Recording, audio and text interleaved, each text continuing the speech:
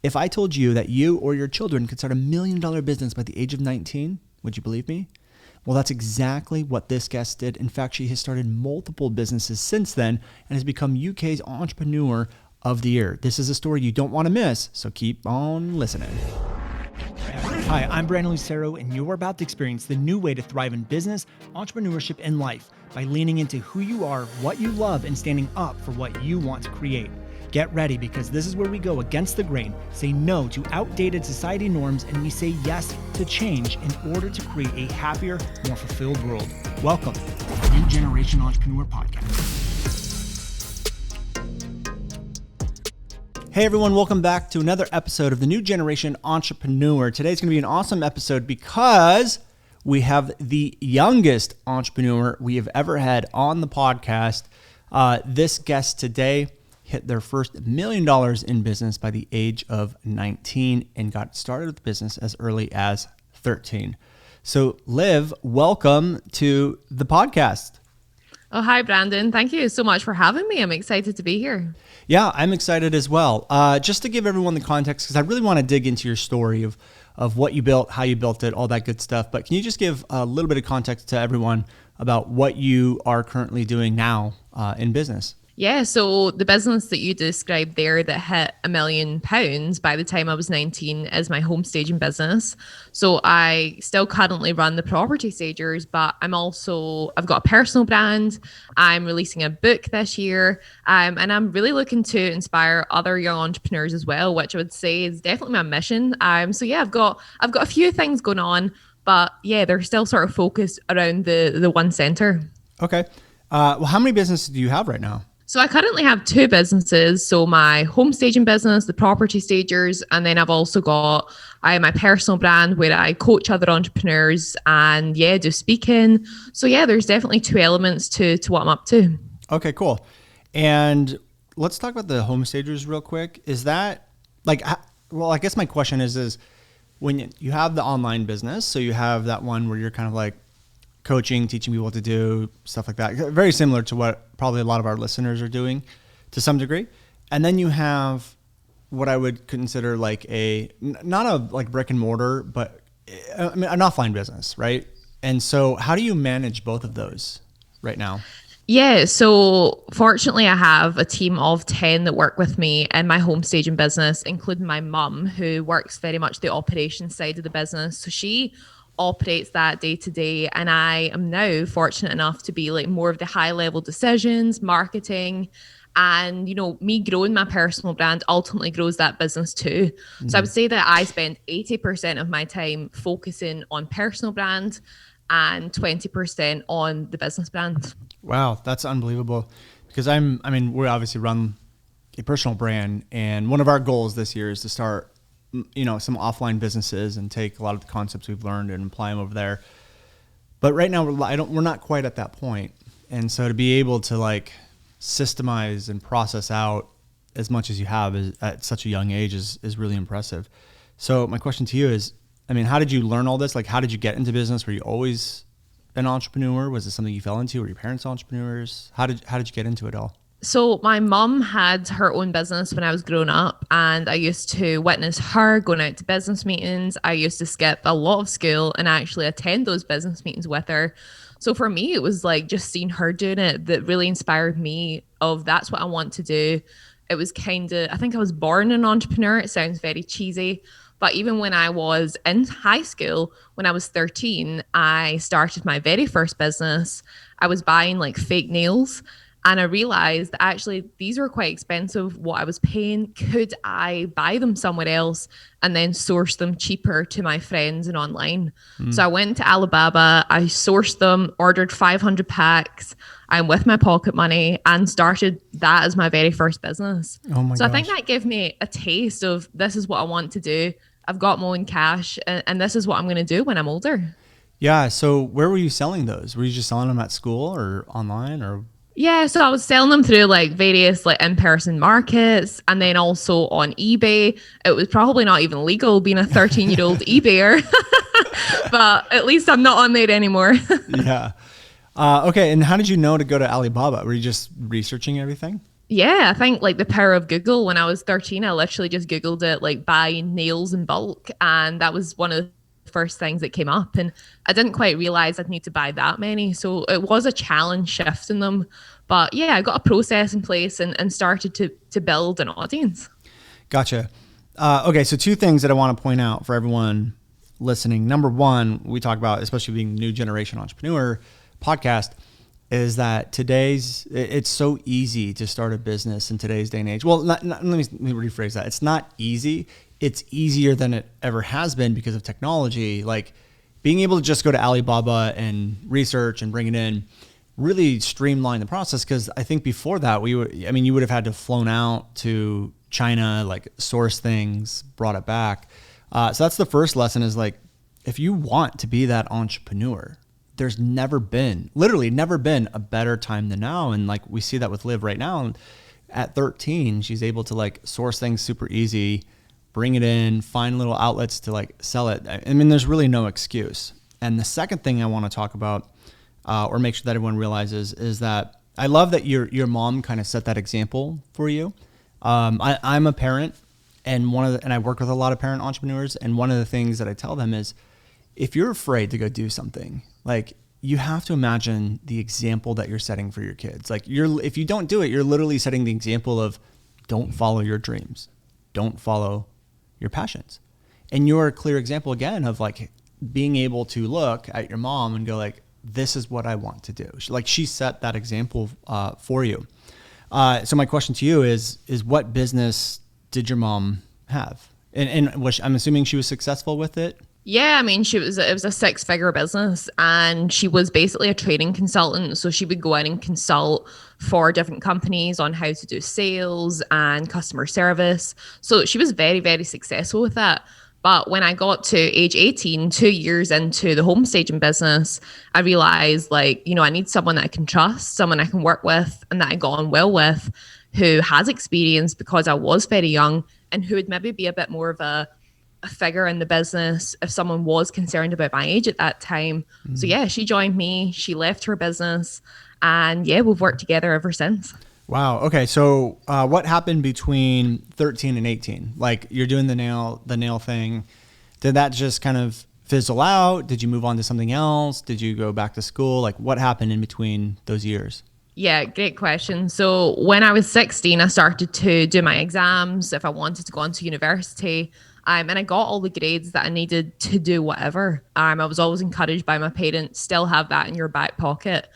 But when I was 16 and I had the opportunity to finally leave school or go on to university, I decided that, that route was not for me. One, I hated taking direction from anyone.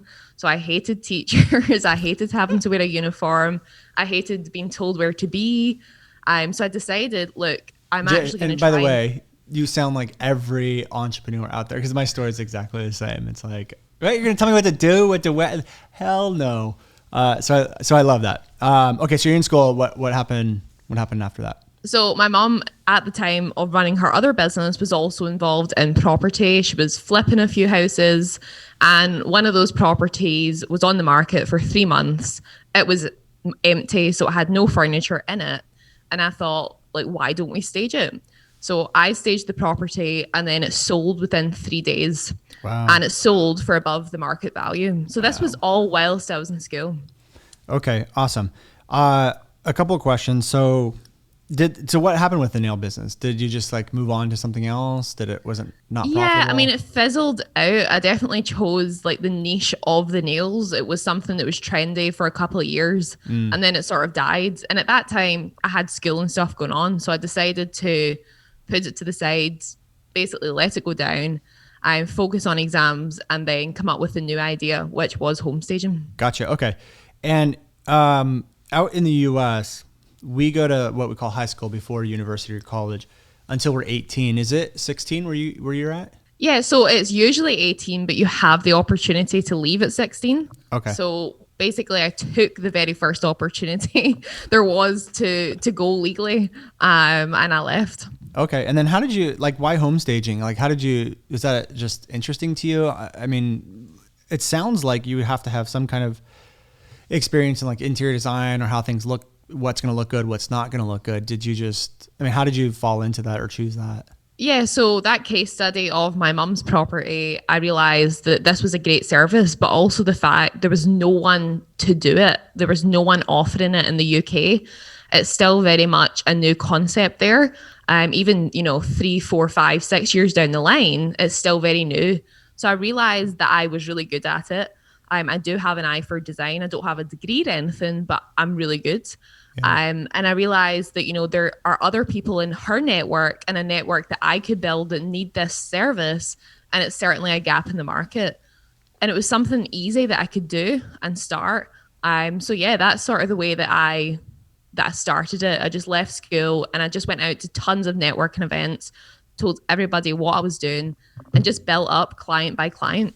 Awesome. And then how does that business work? I would imagine at 16, you're not going and buying all this furniture, or maybe you are, I don't know. But are you renting the furniture from somewhere, or how are you getting all of that stuff? Yeah, so it was basically I came up with a model that if the client paid me up front, I would then be able to buy that furniture and rent it to them.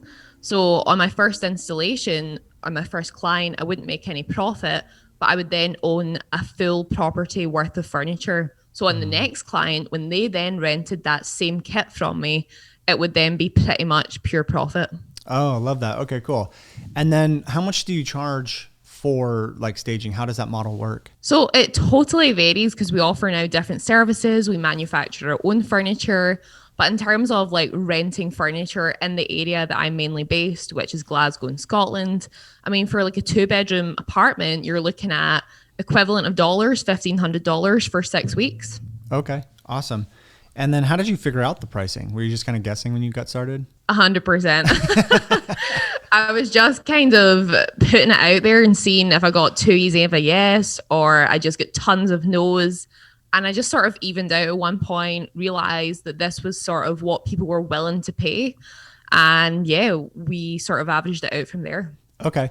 And then, I think the lesson here too is for everyone listening is that I see it because we work with a ton of entrepreneurs and we see it all the time where people are afraid to do things. They're afraid because they think they have to have all the answers. I don't know what the pricing is. I don't know. I'm going to go research competitors, and you didn't have any, so you couldn't do that. But people will literally spend months just trying to get all the answers when you can just go do it and do it now and get the answer now, and make money in the process. I just don't get it. But at 16, you had the know-how, or not the know-how, but that tenacity to go and do that. And I think that's what makes successful entrepreneurs versus the people that are kind of dabbling or trying to build something on the side. You have to go all in, and you just have to jump in and figure it out. Do you find that as a trait that you've had since you were a little kid, or is that something you had to develop? God, no, I've always jumped all in, feet first, and never really looked back. And 100%, I totally agree with you there, Brandon, that that's what you need to do. And I still do it in so many different ways. Even if I'm launching something this week, I will just put up the sales page and I'll just try it. And I think it's having that, like you mentioned, that tenacity and that fire in your stomach just to go with something, but also really trusting your gut.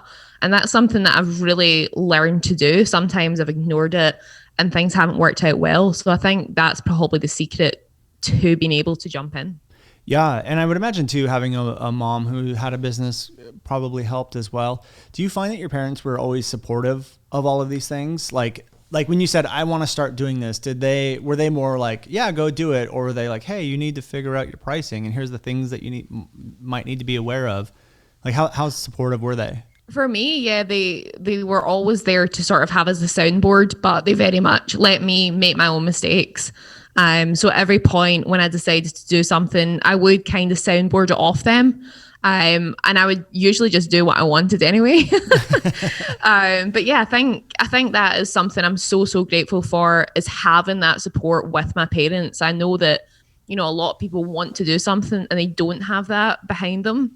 And I think for me, that was definitely where a lot of my confidence came from, because I knew that, if it all failed, they wouldn't be disappointed and they still had my back. Right. That makes a lot of sense. And so you're 18 or 16 at this point, and you're starting the staging business. You just had left what we would call high school. I'm not sure what you guys call it over there. We call it the same. Same? Okay, cool. High school. How were your friends? Like, did you have a lot of friends growing up? Were they supportive? Did they understand? Because I remember being 16. I didn't start my business until I was like late 20s. And I remember being 16 and all I wanted to do was like just go hang out with my friends and go to the movies and stuff. So how did that relationship work with all your friends? Yeah, to be honest, like I was really badly bullied in school. I was always very different. I never really wanted to follow the norms or fit in. So for me, like I didn't have a lot of friends anyway, but once I made the leap into business, like my life just totally changed. And even when I was 16, like most of my friends were in their 40s. Oh my gosh. Because I could just relate with people like that better. So yeah, it was just like I went into different circles, and being in a circle like that, I totally fitted in with a group of entrepreneurs more than I ever did and still do with people that were my same age. Yeah, I find that too. Like even today, like I've had friends that I've had since high school. So like, 20 years I've been friends with them, and every time I go hang out with them, I'm like, why? Like why? I just the conversations are different. The outlook on life is different. The lens that they see the world is different. But then when I go hang out with like my friends that are entrepreneurs, it's just a completely different experience. And not to say, one is right, one is wrong, but it's to just point out, like, I think it's very funny how almost all successful entrepreneurs really look at life the same, at least the ones that I know. And it seems like you kind of experienced that at a very young age when you were hanging out with people that are in the 30s and 40s who are successful, and in your mind, it seems like your mindset kind of like fit in with where their mind was at. And that's not by accident. I think a lot of people think, well, once I'm successful, then the outlook I have on life changes. It's like, no. The outlook on life that you have is what changes the success. I mean, would you agree with that? Oh God, yeah. I mean, 100% with you there. I think for me, when I started to enter into those circles, they just made me want to be better as well. Like, I mean, I'd read a lot of books, but I'd never really been around people like that. And I think when you're around people more successful than you, you just need to become a person that can hang around with them. Like you step into your new self. So for me, yeah, I 100% agree that, it's all about that mindset. And often when you're in those circles, then yeah, you totally level up. And now probably I've outgrown some of those circles that I need to find more successful people once again. But I think it's also nice to have friends as well that aren't in business, but I would say that I probably spend 90% of my time with like-minded people. With what type of people? With like-minded people. Oh, like yeah. That makes a lot of sense. Okay, so let's go back to the story. So you're 16, you started the home staging business, you did your first one. Seems like it was successful, got amazing results. Where do you go from there? So on my first case study, which was obviously for my mum, I then got my very first client and gave them that as a case study. And I think once I moved from just doing it for myself to then other people, it got a lot stronger in terms of the results and then also word of mouth. Mm-hmm. So for me, it was massive in terms of being in that network, a property network. If anyone's in property, you know that it's usually quite tight communities. And I just started to be known as the girl that done staging. And I was very different. I looked really young. People knew that was sort of my area of expertise. I mean, it's a male-dominated industry. Most people were in middle age. So yeah, definitely stood out for that. But then also we really harnessed the power of social media, posting what we were doing. And of course, it's very visual. So for us, that organic reach as well at the time was massive. And it really just grew exponentially really, really quickly. And I look back on it and that period was definitely a roller coaster. Yeah. I mean, sounds like it. And so it's only, if I'm doing my math right, was it 5 years ago when you started that? 5-6 years ago? Okay, cool. So social media was around. I guess Instagram was probably pretty new or something like that. Or coming out right around it was mainly through Facebook. We were on and like Facebook groups and through our page and things. And back then the organic reach was just insane. Yeah, that makes a lot of sense. And I would imagine most of this was like local, right? Like it was just like all the marketing was local, the clients were local, or was it wider than just like your initial area? Yeah, so we started off in that first year or two, we only offered within a couple of hours of where we were based. And then over that next 12 months, where we actually grew the business to seven figures, we expanded nationally. Wow. Obviously, the UK is not the biggest country in the world. So we were traveling up to 6 to 8 hours to go and do installations, but opening up that wider circumference really opened up us to the rest of the market. Okay, so you were like you were physically driving 6 to 8 hours to go, or your company was? So in the early days, I was waking up at 2 a.m., Oh driving my 6 hours gosh. to London, staging like three apartments in one day. Then I'd have to drive back the next day to do another few apartments. And I was literally doing it all. I was working like 18, 19-hour days. I don't do it anymore, thank God. Yeah. But yeah, it was literally me on the road in the van, packing the van, staging the houses. Oh my gosh. And how long were you gone for a trip? Just 2 or 3 days? Yeah, so it depends where in the country we were, but sometimes I could be away for like 10 days just purely on jobs, Whoa. or I could be away for a few days at a time, or work could be local. It was so varied, but it was mega intense and it was a very physical job. And how did you know when you needed to kind of start hiring and setting up some systems and processes? When did that Yeah, start? so it started when we had to start turning down work because we just could not handle. And, I'm a yes person. So pretty much every installation opportunity that we got that we could make profit on, we would say yes to. And when we realized that this was becoming unsustainable, we were turning down people, which is never something you really want to do in your business. It's Right. quite a negative taste, I guess, that people get. I realized that actually my skills lie in branding and marketing and dealing with clients, and me, chopping cushions and moving sofas isn't where I should be.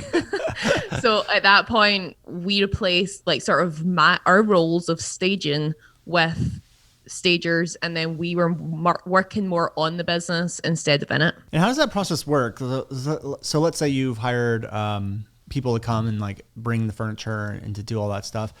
I would imagine, and I mean, maybe I'm wrong, but I would imagine you wouldn't hire just like movers, for example, who are just going to load up and then go put. It would need to be someone who has an eye for design. Or did you guys have processes designed for how you would design certain rooms and things like that? I mean, how did that whole thing work? Yeah, so when I done it, it was literally just my taste. So at one point, obviously, when we went to hire people, I realized that I did have to turn it into a process.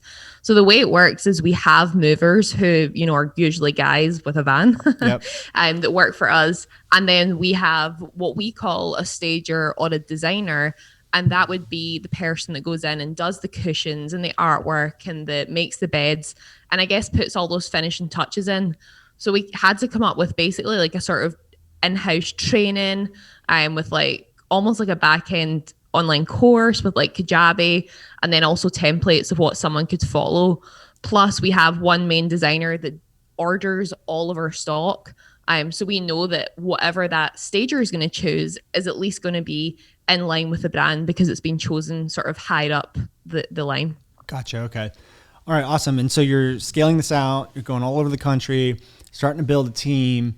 What age were you? You were 19 when you hit your first million? Yeah, Is that correct? 19. I Okay. don't So think I was ready for it. you said you weren't ready for it. Is that what you said? I don't think so. I mean, for us, I think because we grew so quickly, I wasn't really watching the number until we realized that, we'd achieved that. But we still had a lot of work to do because that growth was quick. That was quick. We hadn't like put every process and everything in place that we needed to by that point.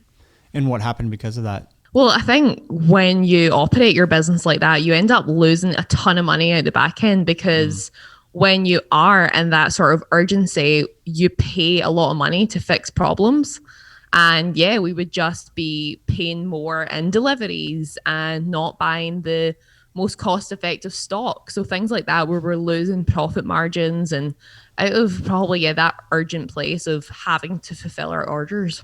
Yeah, it's interesting. That was one of my questions actually was like, what does a profit margin on a business like that look like? What is the profit? Like, what is an average? You don't have to tell me the actual numbers, but like ballpark, what kind of profit margin are you guys seeing? Yeah, so On average, I'd say that most home staging companies look at 25 to 50% profit margins. That's pretty good. That's really good. I mean, it is a nice profit margin. Obviously, like a business like this is, as we've been talking about online businesses and then more in-person businesses, I think there's pros and cons to both. Obviously, your expenses do become a lot higher when you expand your business. And that was something that I wasn't quite prepared for, that if you need to double your team, you really need to double your sales. And sometimes it doesn't always work out like that. Yeah. Well, and I think what you're experiencing can be a very dangerous place for business, where like the revenue is growing really fast, but you're not putting in that like structure. And most people are like, okay, great. Well, and like you said, your profit margin suffers because of that. And so most people either like break even, or they start losing money, or they're barely making anything. And so they think increasing the sales is what we need to do. But all that does is just, it spreads the virus that's inside your business. It spreads like more of the same problem, because you can technically make more money without more revenue. And I think so many business owners don't understand that. And this is certainly a lesson I had to learn, is that you have to like watch the margins on what you're making. And I know we had Stacey Tuchel on the podcast a couple months ago, and she owns like a dance studio, and she said a lot of local based businesses are lucky to even hit 20% like profit margin. Yeah. And so you guys are hitting like 25, 50. Like that's insane. That's such even for the online space who has no inventory, like it's just all digital stuff. That's impressive. And super impressive profit margin. And then I think right around here you got nominated and won the UK Young Entrepreneur of the Year award. Is that true? Yeah, that's true. And we won actually 10 awards in 12 months. Oh my gosh. Yeah. So even that was extremely quick as well. We were just picking one up pretty much every month of that year. But yeah, UK Young Entrepreneur of the Year was certainly sort of the icing on top of the cake for me. It was quite insane, and I didn't really believe it when they called my name out. That's crazy. So how does that work? Do people just notice you and you get nominated? Do you have to enter those things? Or, I mean, how did that whole process work? So it's a total mix of, depending on what award you're going for. So a lot of them, people nominate you, but then you're also welcome to nominate yourself. So for us, the first few that we went in for were strategic in terms of, we want to grow the brand, we want to become more well known, we want to be an expert. So we did nominate ourselves, and you go through an interview process. But after, the first couple, other awards start to pick up on you, the press gets a hold of it, and then it's sort of just a domino effect from there.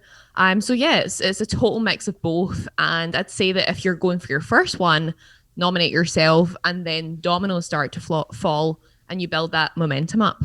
Amazing. And I'm assuming that helped with business, right? Like that kind of seemed like that was the intention. Did you guys see an increase in business because of you winning all these awards? Yeah, I mean, 100%, because I'd say that we're probably one of the biggest companies in the UK that offer this service, and we're the only company that's won as many awards as that. And I think, awards just bring so much credibility to what you're doing. Right.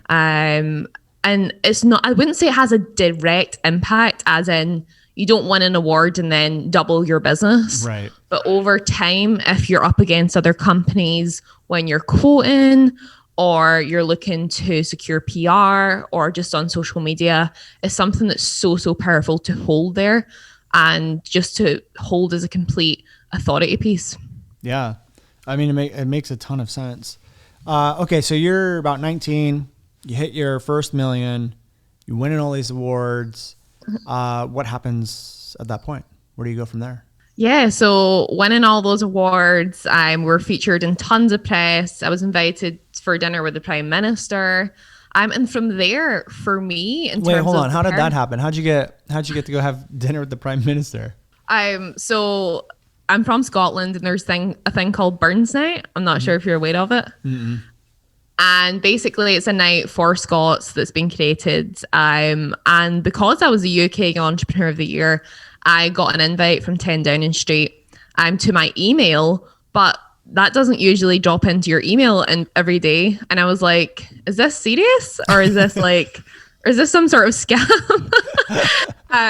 But it was true. It was real. And I was actually asked to do a speech there. So yeah, it went along and it was just surreal because, you see that place on TV all the time and it was cool to go behind the door. Yeah. I love how that's just a casual part of your story. Like, yeah, I was building the business. I had dinner with the prime minister. And then I was like, wait, what? That's awesome. Okay. So I know I interrupted. So keep going with where you went from that point. Yeah, so I guess for me, in terms of all the press we were picking up, the personal brand that I really started to establish, there was a very natural progression for me to start coaching other people on how to start businesses. Of course, when you become more well-known, people want to know how you've done it, how they can replicate it. So for me, I really started to share with others totally on a free level for like 2 years until I realized, actually, this is becoming a full-time job now. I need to be able to monetize the expertise and monetize what I'm currently doing. So with the property stagers still running successfully, I then transitioned into launching a podcast, writing a book, and launching courses for other entrepreneurs. Okay. And then when you're teaching business, are you teaching like other home stagers how to build a home staging business, or are you teaching just business in general? Yeah. So I've got two totally different arms to that, Brandon. I coach home staging businesses. Obviously, that is a complete area of expertise. And yeah, I'm coaching through Stager Boss. We, impact over tens of thousands of people a year and coach hundreds of people personally. And then I also coach on personal branding and how that can actually really support your business brand as well. Okay. Can we talk about that? Like how does the personal brand start to help like a second company like that? Because I think a lot of people listening the personal brand is the business. They're not using a personal brand to assist or help grow another business. So how do those two translate together? Yeah, so I feel like, a lot of people put out offers and they put out what they're currently doing, and think that, because that course is great or their program or whatever it is they're offering is great in itself. But I think what people don't understand is it's actually their expertise that's like the key to actually selling the product. And for me, I seen such a massive shift in my whole business when I actually started to share my story. So when I first started my business, I used to hide my age. I used to lie about my age, tell people I was like in my 20s because it was something I was insecure about and I thought it would really affect the brand. But actually, why you are who you are, why you created your offer, your business, why you started a movement is actually what gets people to convert to work with you initially and then continue to stay with you over time. Gotcha. So for me, my message has totally changed people's lives in so many ways through coaching, but it's also really impacted the property stagers because, people don't really know. A lot of the time, I will not be tagged as a recommendation as the property stagers. They will tag Liv Conlon. And I think that's where that power comes, when they have a connection with the person instead of a faceless brand. Gotcha. Okay. I mean, I guess it'd be the same if like Gary Vaynerchuk or someone started, like he does do that. He starts he has a wine company that he started. And so he's using that personal brand to kind of leverage that brand and start that brand. So I guess it starts to make a lot of sense. How did you started to talk about your age and feeling insecure and different things like that? Did you ever find that your age was actually a disservice, or did it give you an advantage, or was it actually neutral and really more in your head? Yeah, I would 100. You've summed it up well there, that it was in my head. And I think when you launch a business as a teenager or as a very young person, I didn't have a CV of anything that I'd done with my life. I didn't have any portfolio of work. I didn't have a degree. I literally had zero money to be able to do anything as well. It's quite a hard position to start from compared to maybe having a CV and a life of experience before that.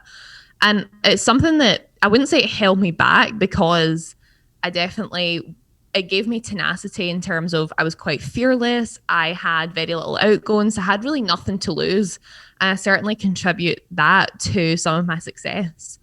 But I think once I actually started to harness the power of the story and share with people my age, I 100% benefited from that. And I think every young person can too. Because when someone connects with that story, a lot of the time I was working with people who seen themselves in me, who wanted to help me out because I was younger and in business.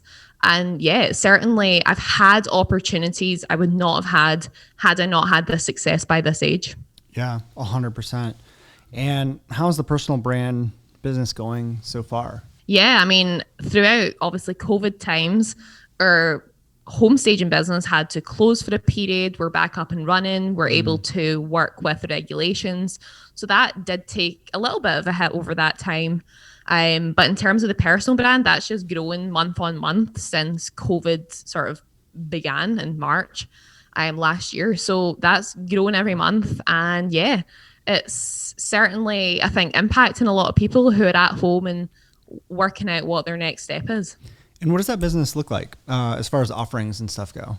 Yeah, so I would really say that it's split into almost two brands again, not to be confusing, but I do my home staging things. I'm home staging coaching, which I have an online course built out for that, which is our main offering. And it's also group coaching alongside that. And then with my more personal brand and stuff, we've also got a course designed, and I also do a higher level mastermind. Okay, gotcha. So I've heard, I don't know if this is true, but I've heard from several people and people that live in the UK that entrepreneurship in the UK compared to the States is completely different. And people tend to be a little more cynical in the UK and kind of, for lack of a better word, need some mindset work, I think, when it comes to entrepreneurship. Do you find that to be true? Yeah, I mean, it's a totally different culture, and it's a totally different playing field. You know, I'm out in the States all the time going to events and working with coaches who are American. And yeah, the vibe is just so different when you walk into a room there. I think entrepreneurship has certainly got a way to go in the UK compared to the US. Yeah. I feel like obviously having been through the school system and that here, a traditional route is definitely championed, and there's not too much in place here to actually inspire younger people to get into this. And I guess people are just scared of what they don't know. Right. And I think it is much more of a cynical attitude here in the UK. So it can be challenging to operate a business here, but I think with that, there's also a very small niche community, and I think there's power there too. Well, that's what I was going to say is that I think with the US, it being a little bit more encouraged, like entrepreneurship and especially the online space.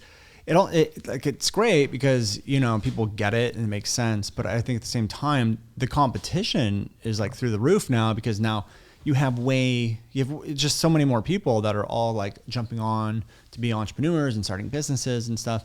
And it kind of sounds like in the UK, it's like you have less competition, but it might be harder because not everyone gets it. Like it feels like you're going a little bit more against the grain than you would here in the States, I guess. But is that a part of your message, like to help the newer generation in the UK, or just, I guess, in the world? Like, is that part of your message to help them or inspire them to start businesses? Yeah, 100%. I mean, my mission for 2021 is to impact 1 million young people's lives positively with entrepreneurship.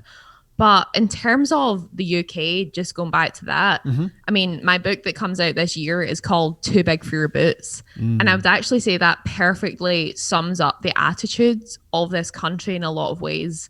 I actually named the book that because I was in London. I'd just been on an interview with the BBC. I was going to an event later on. I got into the elevator and a woman turned to me and said, "Don't get too big for your boots. Like, remember where you came from." Yeah. And I would say that is definitely a theme that runs through many people's lives here, and also a lot of young people's, in terms of don't shine too bright. And I think that's a real difference between the UK and the States. I think shining bright is actually championed there, whereas it's not here. And that is certainly something I'd love to change.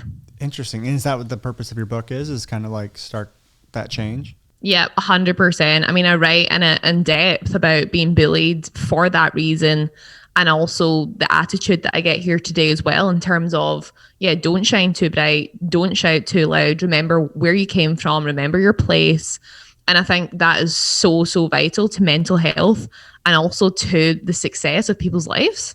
Yeah.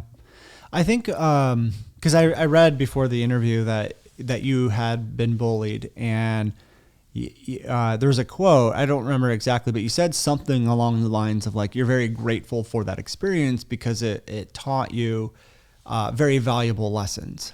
And so my question to you is, it seems like, you know, you had that person in the elevator come up to you, you've been bullied, but you've had the foresight to be able to look at those things and use them to your advantage, where I think a lot of people let those things like hold them down or crumple them, you know? And so is that like an outlook on life that you had to develop? Is that something you've always kind of had? Because I'm very much in the same way. Like I look at failures and I'm like, those are massive gifts. Like the hardest times of my life would never change it ever, because I won't be here without them. And so how did you, like, where did that come from, that perspective on life? I think very early on for me, it was pure survival in terms of being at school. I didn't want to be there any day of the week. It was very challenging just to survive. I did have to position it in a certain way to be able to cope with it. And again, from my parents, I knew that it wasn't anything that was wrong with me. It was other people's insecurities. So I was able to sort of reposition that in my mind, which of course I'm grateful for. And yeah, those people really, really did put a fire in my stomach to go on, to prove them wrong, but also to be wildly successful. I think now I look at it slightly differently. And the one sort of quote that goes through my life now is that no one more successful than you is ever going to look down on you. Mm-hmm. And I think that's what, if anything happens, I always think, well, I take advice from you, but also the fact that, you know, if you're more successful than me, then you wouldn't be saying those things. And I only want to surround myself with people like that. Yeah, I agree 100%. My next question is, I don't know why this just popped in my head, but Carrie Green from the Female Entrepreneurial Association is like one of my best friends. And so I know she grew her business in the UK, and it's been around for, I think, 10 years. They're having the 10-year anniversary this year. Did you follow her growing up, or like were you in part of that whole world as you started your business, the Female Entrepreneur Association? Do you know what? Actually, funny enough, wasn't, because I never really went to the online space until maybe the past 2 or 3 years for sort of inspiration. I was very much sort of in the property game and taking inspiration from there. But I love what Carrie does now. Yeah. And I think consuming content from as many people like that from as early as possible is so, so key. Yeah, she reminded me a lot of you because she got started really young too. I think she dropped out of school, started a business on unlocking phones, and then eventually started the Female Entrepreneur Association. And a very similar kind of story where she said the same thing, like trying to grow the business in the UK. And I think she got started, I guess right around like the same age as 10 years ago. She said it's very different today than it was even 10 years ago. But it's just interesting. She just kind of popped in my head. I have a couple more questions. We'll kind of wrap up the episode here. But I give a lot of advice on the podcast about how to like raise kids and into entrepreneurship and like how to make them powerful. And just through my own experience of like things I'm finding out with my kids. Do you have any advice for parents out there about how to raise kids children entrepreneurs? Yeah, I mean, I love this question because when I go to events, my mom always is with me, and she always gets asked that question, like, how did you raise someone like Liv? And I would say, as the child in that dynamic, it was really just watching her do it, and it was never forced upon me. So I've got a brother who isn't quite as entrepreneurial. He wants to be a school teacher. So we're very, very different. So I think for children, some have it in them that they want to be entrepreneurial and some don't, even if you've raised them the same way. But for me, it was certainly seeing her in her element. And I think what was really powerful was I didn't just see her come in the door at night, but I was very involved in her business. So she would give me tasks to do. She would let me go on her laptop and work on some stuff. I would be at her business meetings, listening to how she held herself, how she negotiated. And I think that really was just then ingrained in me from there, learning from a very young age how to be in a business meeting, how to hold yourself amongst other people, how to talk. So I would say that if you are wanting to raise your children to be entrepreneurial, is invite them into your world as much as possible, if they want to be there. Yeah, that makes a lot of sense. And I agree with that, 100%. Like my kids, you can already tell the personalities, their interests are so different, even though they're being raised by the same parent and parents in the same environment and all of that stuff. But I think there's two key things that you kind of hit on, which is just let them be who they are. Like, don't force it. But at the same time, like, you guide their outlook on life. You guide, a lot of what they think is normal or what the standard is. And even just yesterday, my son wanted to get like a Lego set. And so I was like, yeah, like, you can use your money and you like, I'll take you to Target and you can buy whatever you want. And so he had $20. The Tooth Fairy gave him $20, which is ridiculous. That's a whole nother story. Well, I'll tell it real quick. Basically, my son lost his first tooth. I was out of town. My wife forgot to go to the bank, and all she had was a 20. so my son got a $20 bill on his first tooth from the Tooth Fairy. But I was gonna say, when I used to lose my teeth, I got like $1. Yeah, same here. It was like every once in a while I would get a $5 bill. I was like, oh, this is amazing, but $20. So he's like, yeah, I want to go buy a Lego set, and I just told him, like, we're not gonna buy you guys like toys and all that stuff. Like, yeah, you have birthdays and stuff like that, but if you want, there's something else you want, you have to like make your own money. And he's like, oh yeah, that makes sense. Like what you do, we just start a business and we can make money. I'm like, yeah, exactly. And like, if you ever want to do that, let me know. We can figure something out. And he's like, okay. But he, like other people that aren't being raised by entrepreneurs, like their kids probably would have never come to the conclusion of start a business or let me figure out a way. They would have probably said something like, I'm going to do chores or I'm going to go get a job or something along those lines. So it can, like, that example that you set really influences your kids on so many levels. The question about this was, what did your dad do? Was he an entrepreneur? I know my dad is a social worker.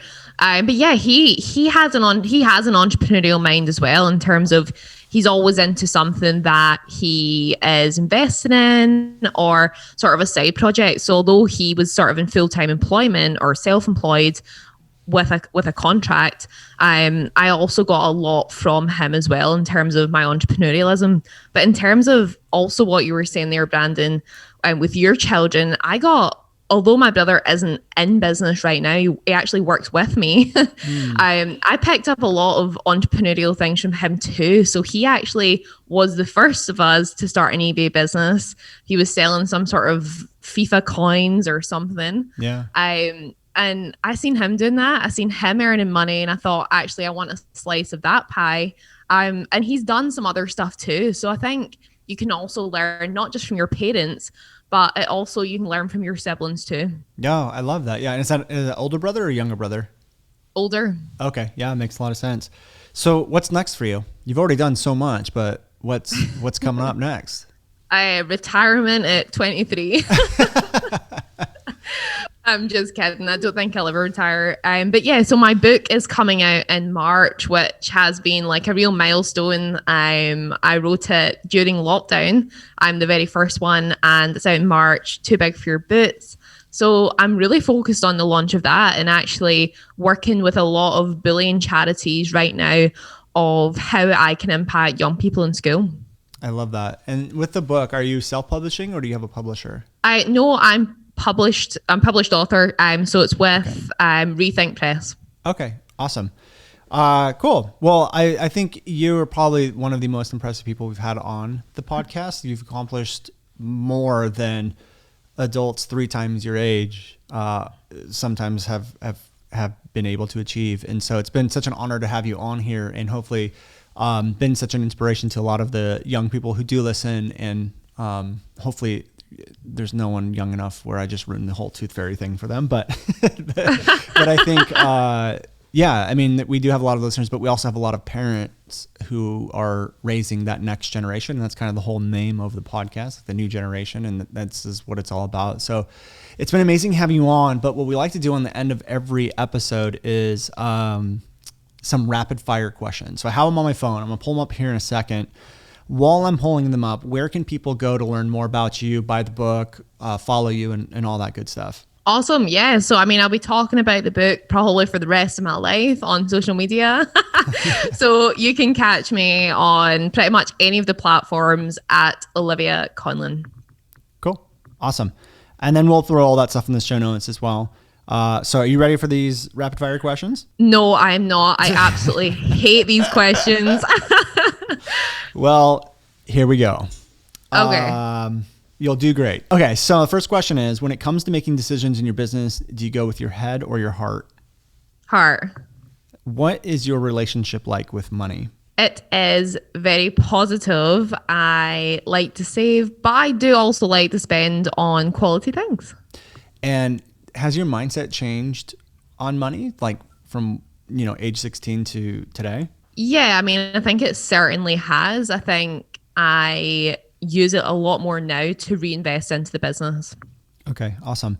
And then what is something that you used to firmly believe is true or that you stood by that is no longer the case for you in 2021? Oh, that any business is 100% secure. Yeah, that's a good one.